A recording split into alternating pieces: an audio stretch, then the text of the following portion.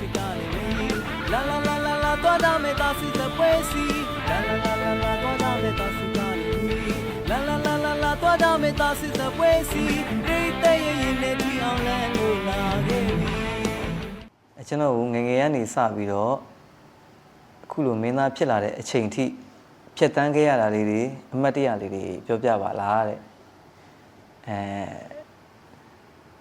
ပြောပြမယ်ကျွန်တော်မခံရင်စိတ်ကြောင်ပေါ့နော်ကျွန်တော်ကလေဟိုလူတိုင်းကတော့ကိုယ်တန်ဖို့ကိုသိကြတယ်ဗျာသိလားဟိုကိုဗျာသိလားဟိုကိုဘလောက်တန်လဲဆိုတာလေသိလားအဲ့တော့ဟိုကျွန်တော်အဲ့တုန်းကလေဟိုကျွန်တော်9နှစ်မြောက်မှာပေါ့နော်ဟိုခေါင်းဆောင်မကခင်မှာတခြားဇက်ကလာခေါ်သေးရပေါ့နော်လာခေါ်တော့ကျွန်တော်ညာကြီးကလည်းအဲ့တုန်းကခေါင်းဆောင်မင်းသားညာကြီးဆိုလို့ရှိရင်အဲ့တုန်းကဆိုလို့ရှိရင်ထားလိုက်ပါတော့3000 4000 5000 5000ပေါ့နော်အဲ့လောက်ရတဲ့အချိန်ပေါ့နော်ဒါပေမဲ့ကျွန်တော်3000ဝဲပဲပြီးတယ်ပေါ့နော်โอเค3000ဝဲပြီးတယ်ကျွန်တော်လည်းညှိတယ်အဆင်ပြေတယ်ဒါခေါင်းဆောင်မင်းသားဖြစ်ဖို့အတွက်နော်ခေါင်းဆောင်မင်းသားဖြစ်ဖို့အတွက်နေကိုကျွန်တော်ညာကြီးရစားကျွန်တော်ရှော့ပြီးကျွန်တော်ကတယ်ကျွန်တော်အဲ့ဒီမတိုင်အဲ့ရှေ့မှာကခဲ့တဲ့ဇက်ကလည်း3000ဝဲပဲရတယ်ကျွန်တော်ပတ်စံလည်းတိုးမြူခဲ့ဗျာသိရမလားအဲ့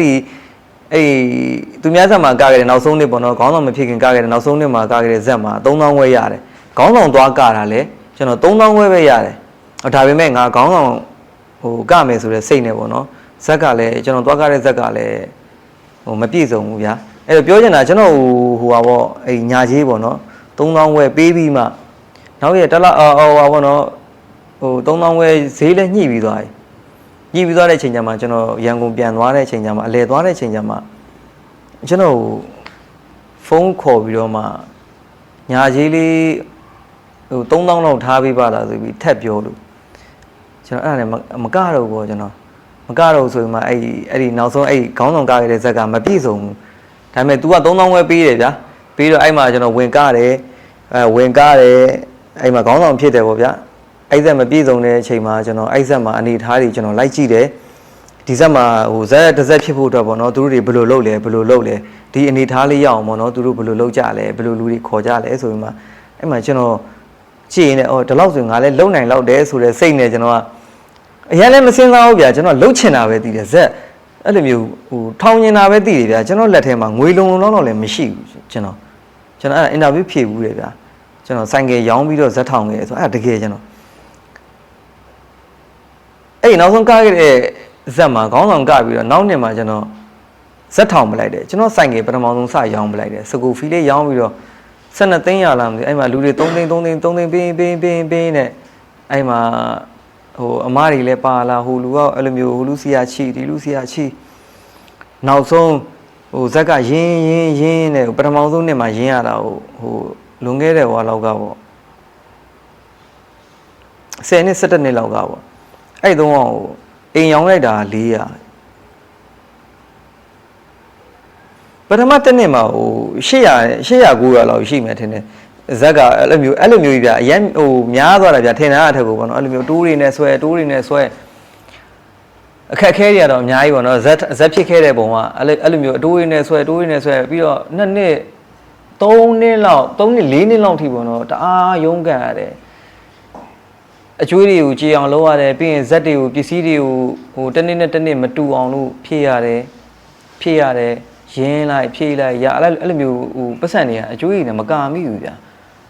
နောက်ဆုံးတစ်နှစ်4နှစ်5နှစ်မြောက်လောက်မှာပြည့်စုံလေးဖြစ်လာပြီဆိုမှရမ်းချီတဲ့ကြိုးလေးတွေပေါက်လာပြီတော်ဝင်တစ်ပါးလေးတွေနာမည်လေးရလာပြီပေါ့ဗျာအဲ့ချိန်မှာမှပွဲတွေကလည်းတောက်လျှောက်ဝင်နေပြီအဲ့ချိန်မှာကျွန်တော်အဲ့ဒီနောက်ဆုံးနှစ်မှာဆိုလို့ရှိရင်အဲ့ရမ်းရှိတဲ့ယူပြတ်သက်ဆိုလို့ရှိရင်တအားပေါက်နေကျွန်တော်ကားတဲ့နေရာနဲ့တချို့ဆိုလို့ရှိရင်ကျွန်တော်တော့မကားသေးရွာထဲမှာအဲ့ဒီရမ်းရှိတဲ့ကျူဟာကြီးကိုဖွင့်ပြီးတော့မှပြတ်သက်တွေကကြတချို့ဆိုရင်လည်းအဲ့ပြတ်သက်ကြည့်ချင်လို့ကျွန်တော်ဟိုပြန်ငားတဲ့ဟာတွေအများကြီးပဲကြာပြောချင်တာပေါ့နော်အဲ့မှာနောက်ဆုံး9နှစ်မြောက်လောက်မှာကျွန်တော်ပြီးရတယ်အဲ့မှာဘိုက်တော့ကိုဝိရိုက်တယ်လည်းမိတယ်နော်နည်းတော့လက်ဖောက်တယ်ဟောဘယ်သွားရလဲမသိတော့ဘယ်သွားရလဲကိုကမနေ့ကိုကနေကိုတော့မှစကားကိုလိမ့်ပဲလေရှင်းပြတယ်ပွဲတွေကညှိတဲ့ဂျိုးကြောင်းရှိတယ်ဂျိုးဟောညှိရှိတဲ့ဂျိုးဟိုဟာသူတို့တွေတောင်းတယ်ပေါ့ကွာသူတို့တွေဟိုဟာပေါ့ကနေရပြီပေါ့နော်ကျွန်တော်အဲ့မှာ ကျွန်တော်ပြသက်ကလည်းတအားပေါက်နေပြီပွဲရလည်းတောက်လျှောက်လာငားနေပြီအဲ့ပထမကိုဗစ်မှာအဲ့မှာကိုဗစ်ဖြစ်သွားတယ်ဗျာကျွန်တော်ပွဲမှာကလိုက်ရတဲ့ပွဲပေါင်းဟိုညအီအတွက်ကဟောလောက်ရှိမယ်ည30လောက်ကျန်အောင်ပဲဒါကျွန်တော်တို့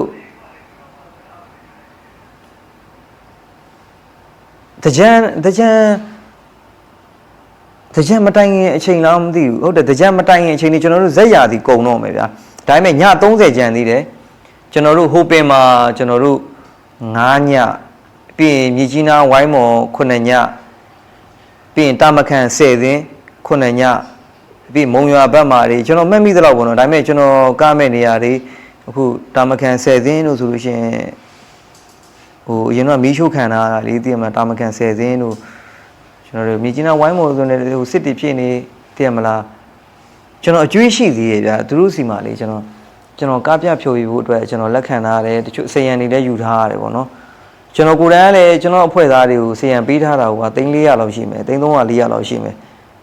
အခုချိန်ထိပြန်လည်းမရဘူးတချို့တွေဆိုရင်သူများဆက်မှာသွားကနေတယ်ကျွန်တော်တို့ကိုယ်တိုင်ကလည်းသူတို့ဘေးငါတို့ပတ်စံနေပြန်ပေးလို့လည်းကျွန်တော်တို့ကိုယ်တိုင်လည်းမတောင်းဘူးသူတို့လည်းသိရမလားသူတို့လိုက်တဲ့တော့သူတို့ပေးမှာပေါ့ဗျာအဲ့တော့ဇက်ဖြစ်တည်လာတဲ့ဟိုပါပေါ့နော်ဟိုခက်ခဲတယ်အရန်ကြီးခက်ခဲတယ်ကျွန်တော်ဆိုရင်အခုခါရနာနေရပေါ့နော်ကျွန်တော်ဟိုကြောက်ကလာပါလားကျွန်တော်မသိသေးဘူးတခြားစစ်ရအောင်ပဲအဲ့ဒါဘာကြောင့်လဲဆိုရင်ကျွန်တော်တို့ဟိုကျွန်တော်ဇက်ပိုင်ဖြစ်တုန်းကဆက်ဆက်ဦးဆုံးဖြစ်တုန်းက3နှစ်လောက်ကပေါ့နော်ဟို3နှစ်လောက်ကတောက်လျှောက်တအားရုန်းကန်ရတာလေတအားကြိုးစားရတာလေဗျာတစ်တာကားကြီးဆိုရင်လည်းအရင်ကြီးမကျွမ်းကျင်ပဲနဲ့ကျွန်တော်တို့ကတယ်ဟိုပေါ့နော်ဒီလိုပဲလေ့ကျင့်လိုက်ကလိုက်နှစ်ပေါင်းသောမှာဆိုတချို့ဟိုချက်ချင်းကြီးလို့အကျုံးမရှုံးမိရပါရှိတယ်သိမလားခါဆောင်းအဲ့လိုဒီတစ်တာဆောင်းနေနဲ့ခါရနေရိုက်တာလေအဲ့ဒီဒဏ်တွေပေါ့နော်အခုနာနေရအဲ့ဒါတွေရောပေါ့နော်အပြင်ကျွန်တော်တို့ဘလောက်စူးစမ်းဘလောက်ကြီးပဲဟိုပေါ့နော်ကောင်းအောင်ဖြုတ်ပြီးတင်ဆက်နောက်ဆုံးမှာမနေ့မိုးလင်းတာနဲ့ကျွန်တော်တို့ပြန်ကြားရတဲ့သတင်းကမင်းသားဘလောက်ကောင်းမင်းသားလေးကတော့ကောင်းပါတယ်မင်းသားလေးကမစိုးဘူးဒါပေမဲ့ဇက်ကြီးကတော့စုပ်ပြက်နေတာပဲဆက်တွေလည်းမကောင်းဘူးမီးတွေလည်းမကောင်းဘူးမင်းသားဘလောက်ပဲကြိုးစားဟိုပံ့ပိုးမှုအားပေါ့နော်ပံ့ပိုးမှုအားမရှိတော့ဟိုအများကြီးလည်းပြောဆိုခံခဲ့ရတယ်အများကြီးလည်းရုန်းကန်ခဲ့ရတယ်ပေါ့နော်တီးခံခဲ့ရတယ်လည်းအများကြီးပေါ့နော်အဲ့တော့အဲ့ဒါပြီးတာနဲ့ဒါတော့ကျွန်တော်ဇက်ထောင်ခဲ့တဲ့အတွေ့အကြုံတွေပေါ့နော်ပြီးရင်ကျွန်တော်ကခုနကကျွန်တော်ရှေ့မှာကျွန်တော်ပြောဘူးလေကျွန်တော်စကားကိုလောက်အောင်လည်းကျွန်တော်တိတ်မပြောတတ်ဘူးသူများစိတ်ဝင်စားအောင်လည်းအများကြီးနားလည်အောင်မပြောတတ်ဘူးပေါ့နော်ဒါတော့ကျွန်တော်စူးစမ်းပြီးပြောနေရတယ်ပေါ့နော်အဲ့တော့နည်းနည်းလေးဟိုနားထောင်ရတာအဆင်မပြေဖြစ်သွားရင်လည်းတောင်းပန်တယ်ဒါကျွန်တော်ဘဝအကြောင်းလေးတွေပေါ့နော်ဇက်ဖြစ်တည်လာတဲ့အချိန်ထိပေါ့နော်